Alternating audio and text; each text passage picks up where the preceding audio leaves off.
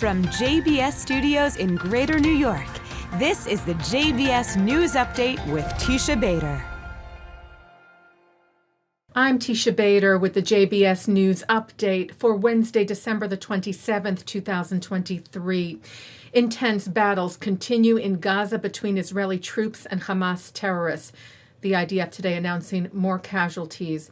They are 23-year-old Lieutenant Yaron Eliezer Chitis, 20-year-old Staff Sergeant Itai Bouton, and 21-year-old Staff Sergeant Ephraim Yachman. Israeli troops also came under fire in the West Bank during counter-terror operations there overnight, where the IDF said 6 armed terrorists were killed and 14 wanted persons arrested.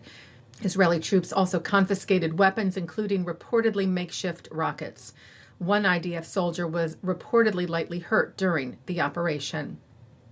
Barrages of rockets were fired at northern Israel from Hezbollah terrorists in Lebanon, including at the area of Rosh HaNikra and the city of Kiryat Shmona, where damage was reported, but no injuries. The IDF responded with fighter jets hitting terrorist targets in Lebanese territory. The IDF also shared that last night an Air Force fighter jet successfully intercepted a hostile aerial target in the Red Sea that was on its way, the IDF said, to Israeli territory. Israel's Strategic Affairs Minister Ron Dermer is in Washington, where, according to reports, he met yesterday with U.S. National Security Advisor Jake Sullivan and with U.S. Secretary of State Antony Blinken about Israel's war with Hamas and U.S. support for Israel. The New York offices of outspoken pro-Israel Democrat Representative Richie Torres were vandalized Monday over his support for Israel and strong stance against terror group Hamas. Torres wrote on Christmas Day, anti-Israel extremists vandalized my Bronx office with red paint, symbolizing blood. Covered in blood is a doll meant to symbolize Jesus, whom the vandals describe as a Palestinian child Messiah. The escalation in intimidation and incitement against members of Congress, Torres said, feels like it is heading in a dangerous direction. I, for one, he stated, will not be intimidated. Jewish groups shared their gratitude for Torres, the American Jewish Committee writing, "Thank you, Congressman, for your unwavering solidarity." The Simon Wiesenthal Center called on the FBI to investigate. More synagogues received false bomb threats over the holiday weekend. The Anti-Defamation League's New York, New Jersey office wrote yesterday, yet again, more than 100 synagogues in our region were targeted with bomb threats this past weekend. Thankfully, they said none of the threats were credible.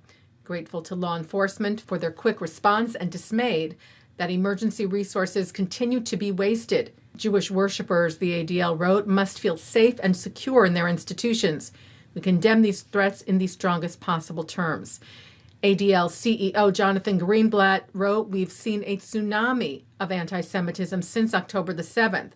This latest wave of bomb threats compounds the crisis. No community should be forced to tolerate such abuse. We urge the Justice Department to launch a public investigation and apply the full force of the law against the perpetrators.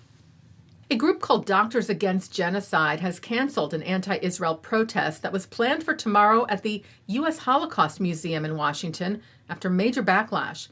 The American Jewish Committee welcomed the cancellation, saying to think that it would be appropriate to protest Israel at a memorial to the single worst atrocity against Jewish people in world history is truly sickening.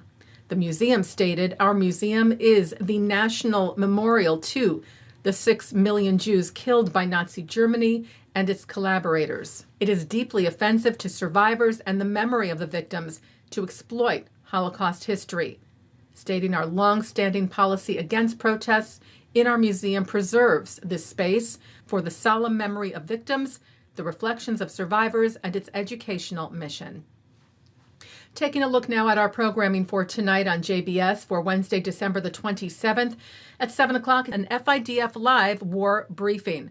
At 8, Giulietta Boukhobza tells her compelling story of being born and raised in Libya, fleeing for her life, and reacting to the October 7th atrocities in the JBS studio with her husband, David Harris. At 8:30, Rabbi David Wolpe is joined by leading writers, thinkers, and activists to discuss their perspectives on what the community needs most at this critical moment, and how their views have and have not shifted since the outbreak of Israel's war with Hamas. At 10 o'clock, the Israel Philharmonic plays a hope-filled concert with compositions to salute Israel and its people with conductor maestro Lahav Shani. And coming up next, it's Thinking Out Loud. And that's the JBS News Update for Wednesday, December the 27th, 2023. I'm Teisha Bader. Am Yisrael Chai.